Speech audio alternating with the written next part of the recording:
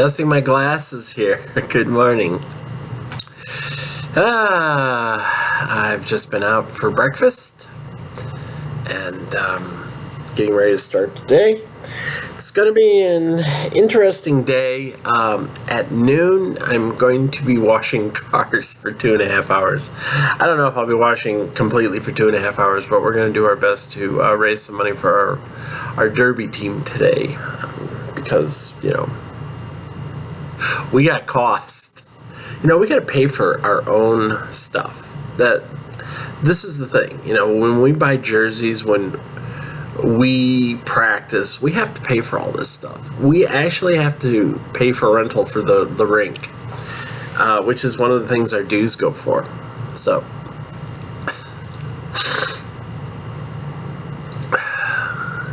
yeah, that's why I pay my $40 a month. It's a bargain. I get to skate for, you know, basically about 20 hours a week for $40. So, you know, for $2 an hour for skating, not too bad. Not bad at all. So, as you probably read yesterday, I finished Act 1. 200,000 and some few words. Longest act I've written to this point. Especially a first act. It's a big one. Now I'm starting on Act 2. And I'm starting on the first part, which a couple of people have already guessed what's going to happen in this part. I'm wondering, well, given that the part 5 is titled The New Girl at School, it's not too hard to figure that one out. The first part, the first 3 chapters, 17, 18, and 19, deal with Carrie's involuntary transformation. So we're finally going to get to see girl Carrie in the flesh, not just a dream version. Sorry about that. Not just the version that's in his head, but she's, you know, going to come alive, more or less. And I commented at the end of yesterday's blog post that this is a scene I've actually been waiting to write since 2012. But the truth is, I pretty much started putting that whole thing together about 6 years ago right now. That's the truth. And I'm going to give you a lot of background and a lot of the stuff I've not actually ever spoken about, at least not in any detail. But the way Annie and Carrie first came about, I was roped into, believe it or not, a Harry Potter role play about February or March. I think it was more February of 2011. And the person who created Annie, my friend Tanya, she PM'd me on Facebook and was like, would you come do this with me? Because she wanted to play, and she had a character. It was Annie. But she wanted to play with someone else. And the reason she wanted to play with someone else was she wanted to play with Annie in sort of a way that, you know, it wasn't just about Annie doing magic. She wanted Annie to, you know, have a romance. So that was how I created Carrie. Now this was pre-transition, so people were seeing the other me rather than the current me.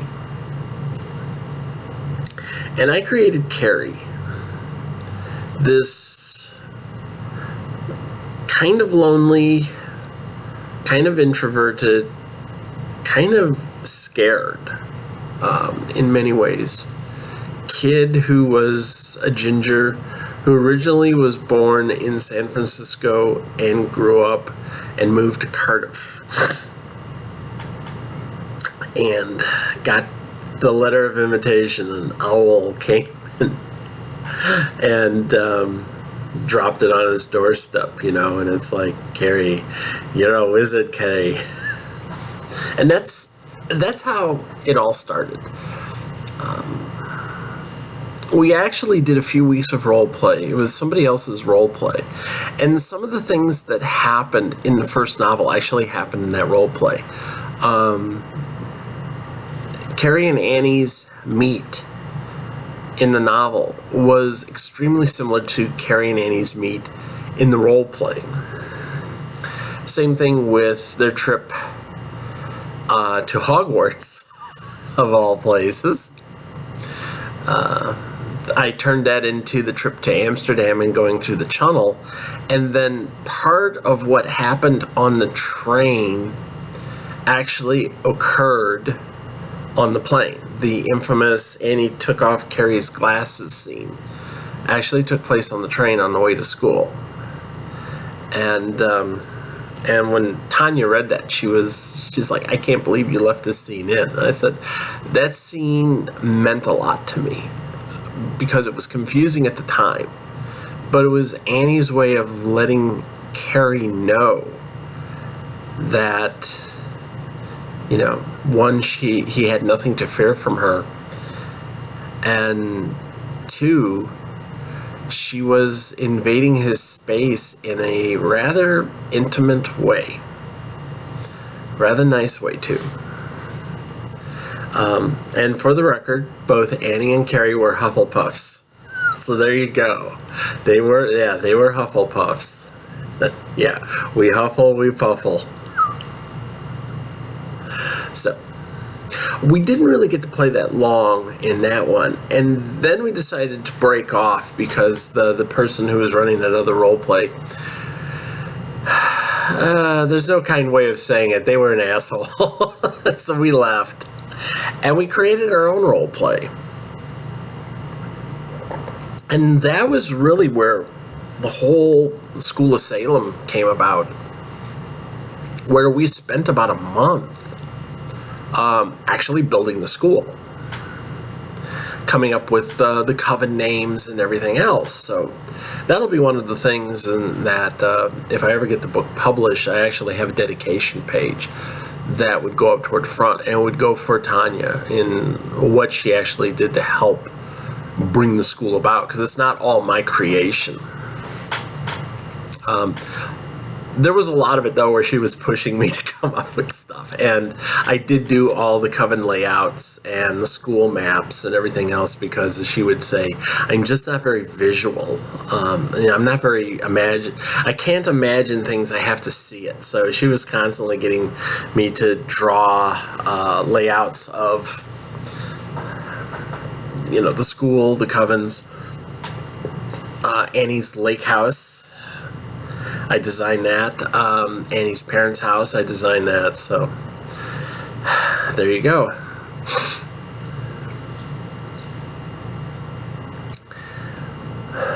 But as we went on, I was going through a lot of identity issues in the summer of 2011. By that time, I'd actually been off of work for 3 years. And it was getting kind of desperate for me. It really was.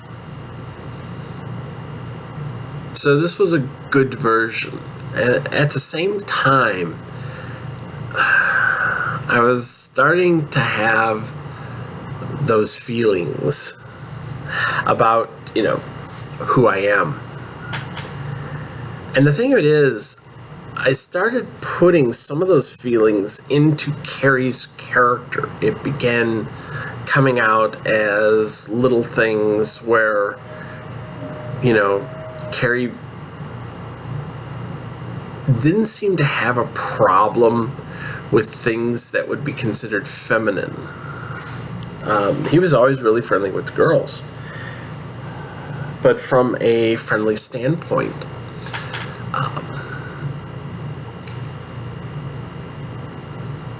And Tanya actually began to notice that there were some things going on, and she asked a couple of questions about it, and I kind of skirted around it. And it was eventually one day, right around the end of August, when I told her what was going on, and I told her what was going on with me.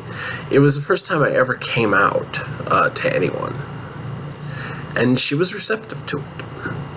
And from there, we actually discussed what would happen if Carrie developed the ability to be a girl at will. It was actually something that I had worked on first, but she discussed it as well because she was looking at it from a point of view of, well, how would Annie react to this? How would Annie act? So the genesis of what's coming up in the novel right now really started at the end of August, going through most of September 2011. It really did.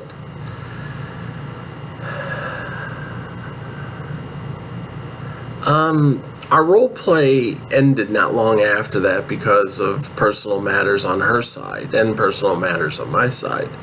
I began working January of 2012.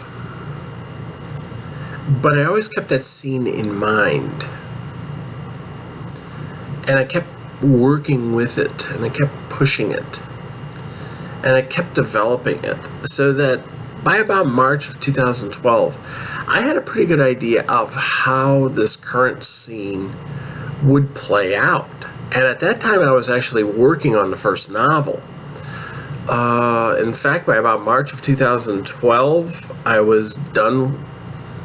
I'm pretty sure I was done with Act 1 or close to the end of Act 1. I'd have to go back and check. I know I had written by the end of 2011. I was pretty certain I was done because I wrote 65,000 words. And in the 2011 NaNoWriMo. And then I wrote like another 20,000 words in the month of December. So I think by the end of March or so, I was done with the first act.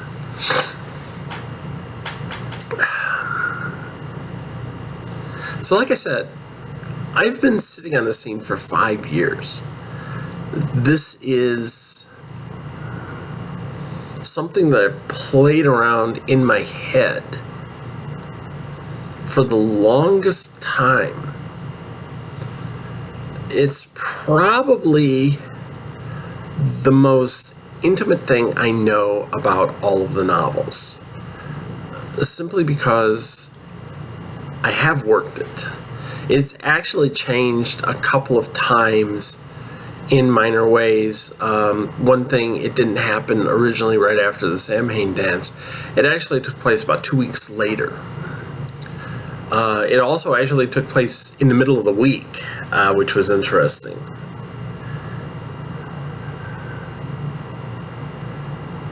The circumstances,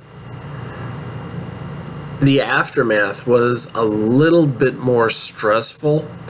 There will be incidences in this act, in this part actually, that were changed considerably from how I originally envisioned it. And there's another part coming up. It'll be in the next chapter. It'll be in chapter 18, which will probably be one of the most embarrassing things Carrie's ever had to go through. As opposed to painful, it's embarrassing. The thing is, playing Carrie with this Damocles sword of change hanging over his head, and thinking out what was going to happen to him in the novels.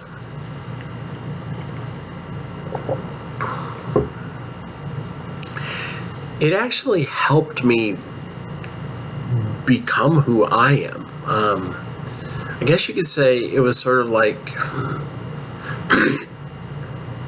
I was pushing a lot of imagery of what would happen to me off on him, and then seeing how it would affect him and knowing how it would affect me.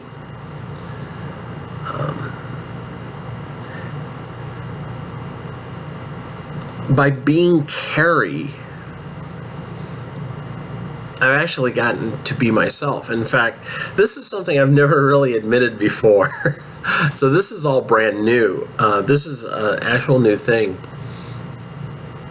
But one of the things I worked out was as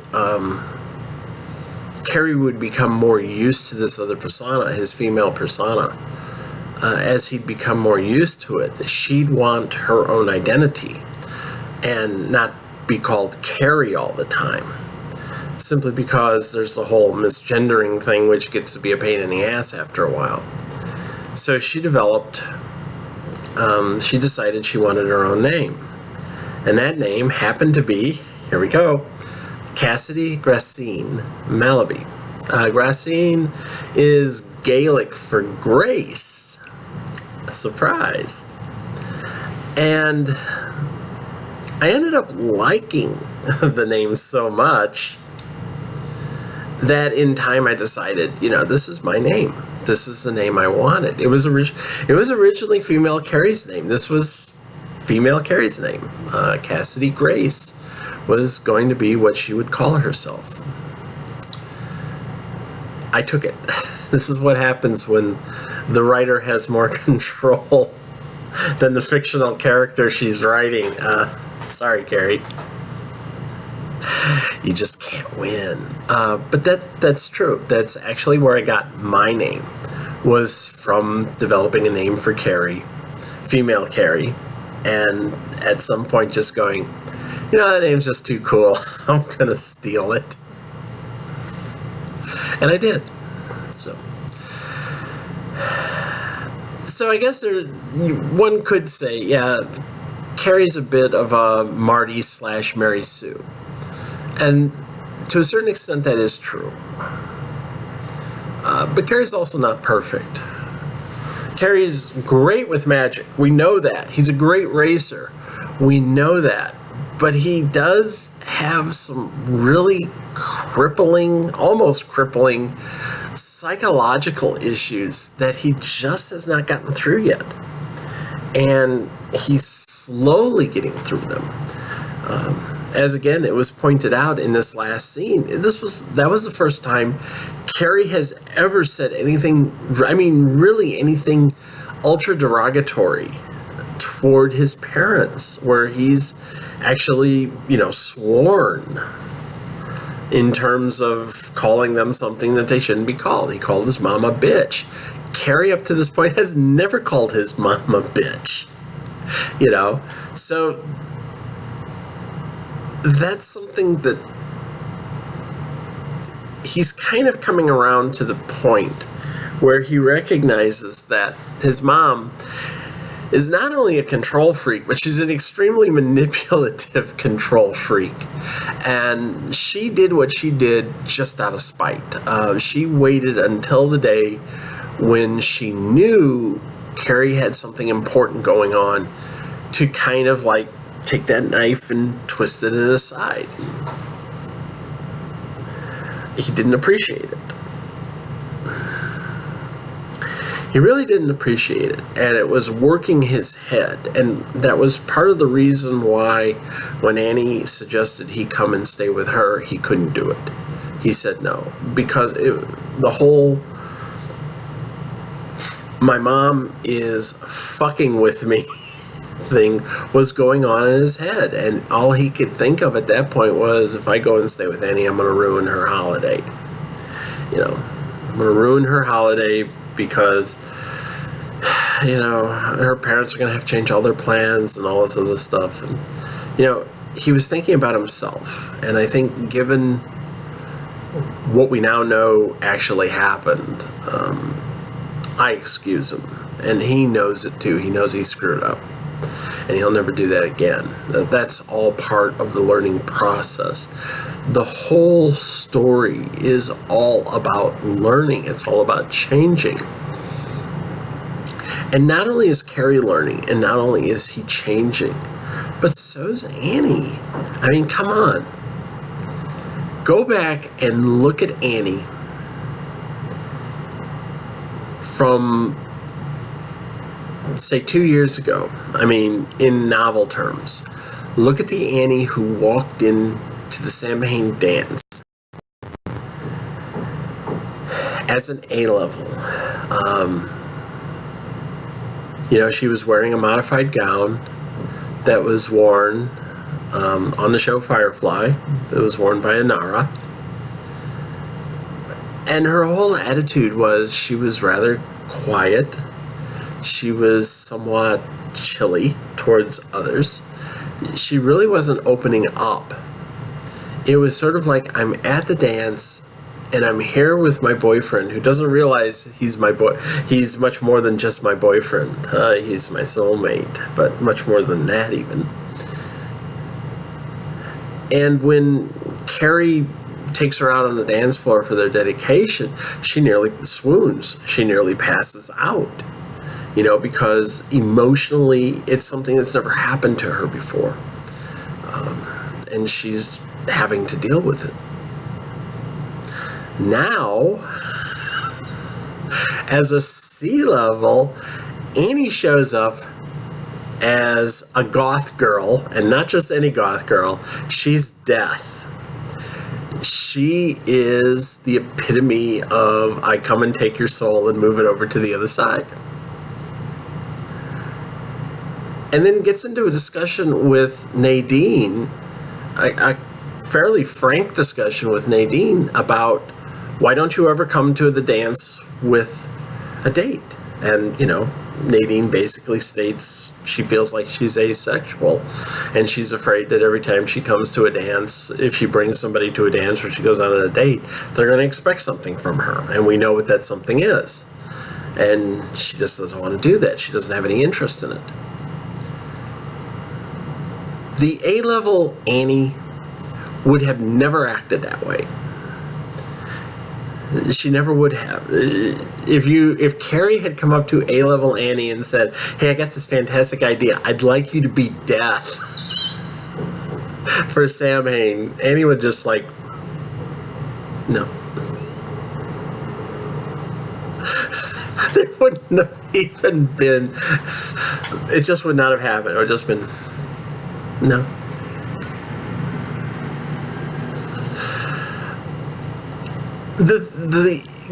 The growth that Annie has seen is that she has opened up. She's gone from being what some people actually said in the very beginning, a spoiled little rich girl who was an ice princess. And now she's really open with her close cadre. If you're in her inner circle, she's pretty open with you. And when she goes off and does this guardian thing with Helena, you're going to get a chance to see how she interacts with everyone else. And that's something else that I don't think the A-level Annie could have ever done. As much as she wanted to be a guardian, I think she would have had a hell of a time working in a group situation because she just was not really that open yet. She has grown. She's more open. She's more flexible. She's up front now. She can still turn on that Ice Princess shit pretty hard. But she's also more inclined to smile and laugh in public. Whereas A-level Annie only did that when she was around Carrie. The one scene that I love the best from the A-level novel was when they were in Kansas City. And she does the Call Me Maybe scene, and you actually get to see her break loose for just that short moment and be a 12-year-old girl. Just be a regular 12-year-old girl. And you kind of see her do that a little bit more in the B level. Her song dedication to Carrie was really the first time she just kind of breaks loose in public. And they're good at supporting each other. Annie has stated she will never try to tell Carrie what to do. She has done that. She has told Carrie what to do on a couple of occasions. But she's always trying to improve him. She doesn't chide him. She doesn't say, hey, you should stop listening to that old musical crap and listen to what I listen to. She will ask, can I put this on? And, Carrie's like, oh, yeah, sure, go ahead. And, he admits some of her music he doesn't like. Some of her music he does like. It's the same way with her. She tries to help improve him. She tries to help to direct him. She doesn't tell him what to do. It's like suggestions, counseling. And Carrie, for his part, does the same thing with Annie. He has never actually told her what to do. He has offered suggestions and counseling, such as the time where Annie felt like for the first time she was an outsider among witches, which is something she's never had to deal with. She's never been in a situation where other witches got down on her. And Carrie was like, hey, I've been here. I know what it's like. And these are the options we have. So, he helped her out there. But the one scene I liked between them the most in the B-level novel was when Annie had her trial of judgment trial. And they were discussing the fact that they got punked by Lisa. And after they both admit that they know, Lisa's a shit and she punked you. Carrie just kind of like, nods over his shoulder and says, I'm going to go stand over here and watch you kick this guy's butt. And Annie's, reply was, you think so? And he's like, yeah, I know so. He never once in that scene offered advice or a suggestion or anything like that. He never told her, you should go do this or you shouldn't do this. He knew after they understood that Lisa was being a shit and she gamed them, she played them.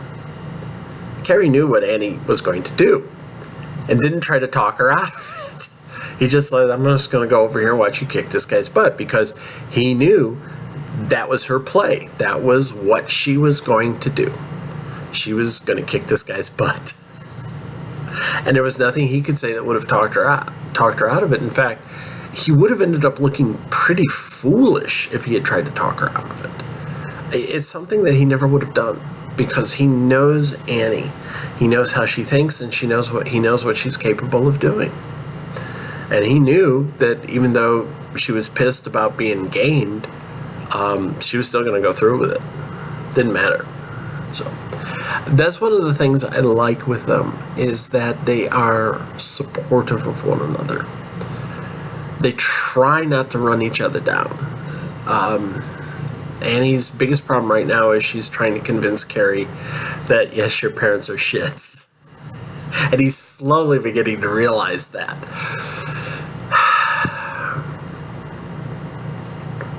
It's an interesting relationship, and it's one that I have trouble with at times, because it's sort of an idealized relationship that I wish I could have, and I can't. Or at least it hasn't happened to me yet. Or maybe it never will. Maybe it'll happen to somebody who'll read this and go, wow, this is a great relationship. Because as I've always said, the story is not about two witches learning magic. It's about two witches growing independently and growing together, and having to deal with adversity. And by adversity, I don't mean, some dark wizard is coming to blow them both away. They're dealing with the adversity of growing up fast and being advanced students, and having these additional responsibilities thrust upon them because they are so damn good at what they do. Salem's motto is, we take you to to the limit of your possibility. You know, we take you to the limit of what is possible, and we push you beyond that. And that's really what's happening with Annie and Carrie. They were already beyond where the kids were at when they came into school. So now Salem is pushing them beyond that, which is why it seems like at times they're just having tons of shit thrown at them all the time. You know, they're under a tremendous amount of stress right now, and all the crap that's happening to them does not help. So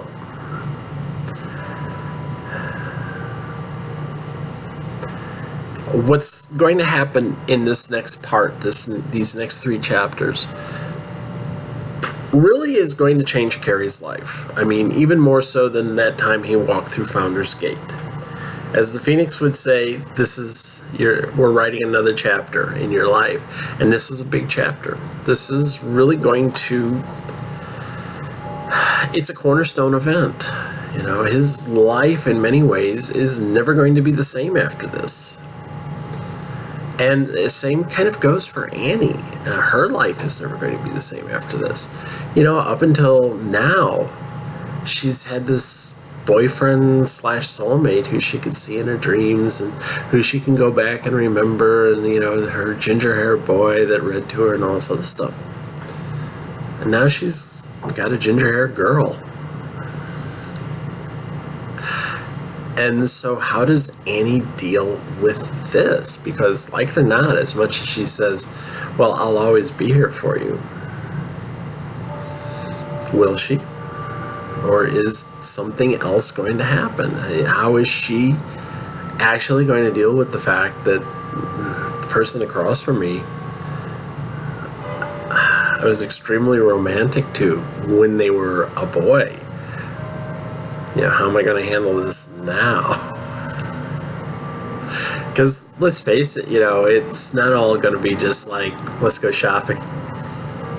Carrie's a girl, let's go shopping. No, that's not going to work.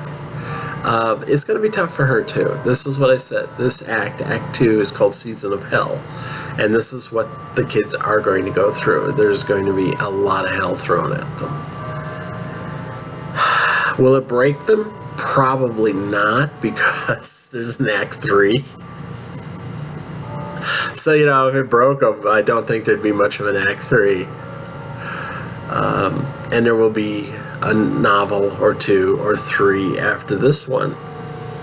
And I will promise, I think I promised this once before, but I will promise that in the D-level book, sometime during the summer between their C and D levels, Annie will meet the Malabys.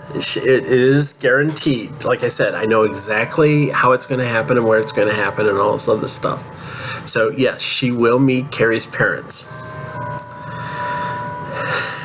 And it will be interesting. And Louise is going to discover rather quickly that her future daughter-in-law is about as strong-willed, if not stronger, than her. That is... that's going to be interesting. Let's face it, they're going to have a classic monster-in-law relationship. Except in this case, Louise will have to deal with a daughter-in-law who can just teleport into your house when you least expect it. You know, Louise will be sitting there, you know, getting something out of the refrigerator, and Annie will farsight in to see where Louise is at, just jaunting behind her, so that when Louise turns around, Annie's just standing there like this, looking at her. Hello, Louise. Just, damn it, don't do that, Annie. And you know Annie will do that just to screw with her. So you pissed off Carrie again? Well, let's have a talk. You know, it's one thing when your daughter-in-law shows up, drives up in the driveway, you know, if you don't want to talk to her, you just don't answer the door. That bitch is here. I'm not going to talk to her. So you just don't answer the door. In this case, Annie just jumps into your house. Hi, Louise. Let's have tea. Yeah, that'll happen D novel. It'll happen in the summer between the C and D levels. So mark it on your calendar. Whenever that comes out. It could be 2 years before that scene gets written. But that's another scene I've known probably since about mid-2012 how this meeting was going to go. Actually, I've probably known since about the end of 2011, maybe. Yeah, I knew exactly when and where Annie was going to meet Carrie's parents. So that's another one of those. It's been 5 or 6 years that I've known how that's going to happen. So there you go. And one big clue about what happened yesterday, the post I put up, it was called Mid-Level Samhain, because it's actually their third Samhain. They've only got 3 left. But it was subtitled The Walk Between the Bonfires. When I came out publicly on my blog on Halloween, October 31st, the title of that post was The Walk Between the Bonfires, and I talked about Annie and Carrie walking between the bonfires in a slightly different context, but still. And that was the one where I admitted for the first time publicly that I was transgender. So there you go. And in actuality, Annie and Carrie's walk between the bonfires took place almost a year after I wrote that post. If they really did exist, and who's to say they don't? If they really did exist, that walk between the bonfires for them took place almost exactly 1 year after I came out. Like I said, being Carrie helped me be who I am. Now, Carrie is not transgender. I will state that right now. He is not transgender. He will make a comment at some point in this novel that I've never wanted to be a girl. But we'll see what he does with it. Is this just going to be a one-time thing? Probably not. Because if there's one thing that Carrie is, it's curious. And if there's one thing Carrie has around him, it's women who want him to explore that curiosity. So there will be the comment made by an instructor. I wonder who. Probably some instructor who's friendly with Carrie and a lesbian. Who will say, the thing you need to do is discover your inner girl. And that's kind of what Carrie did with me. He kind of helped me discover my inner girl and bring her out. So it's my turn to repay the favor. You may not like it. Get in that goddamn skirt. Get in the skirt. Get in the skirt. You may not like it. But it could happen. I can't say. I'm not forcing this upon him. I'm writing the goddamn character. It's not like he has a choice. So there you go. I actually thought I was going to cry a lot more during this post, during this video. I did. I thought I was going to be like, I was going to cry a lot, but I didn't. So must be getting better with this stuff. So I've rambled on. I hope you enjoy it. I'll have the first part of this excerpt posted tomorrow. So there you go. You get to see the change. And you've already actually seen the change because it was in the book trailer. We know it's going to happen. We know he comes out of a bathroom stall and sees himself. Or I should say, sees herself. Let's keep the pronouns right. Okay, you guys, take it easy. I'll see you later. Bye-bye.